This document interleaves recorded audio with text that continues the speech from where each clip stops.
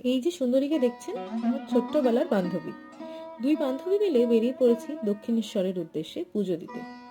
অনেকদিন পর দুজন মিলে আবারও বেরিয়েছি, অনেক মজা, গল্প আর আড্ডা দেবো বলে। গিয়েই প্রথমে আগে মাকে পুজো দিয়ে নিলাম। তারপর তারপর সারা দিন তো রইলো, এবার তো ঘুরে দেখার পালা। চারিদিকটা আমরা দুজন মিলে ঘুরতে শুরু করলাম। অনেক দিন পর দুজন মিলে একটু নিজেদের মতো করে নিজেদের দিনটা কাটালাম। মন্দিরের এই পেছন সাইডটা কি সুন্দর না?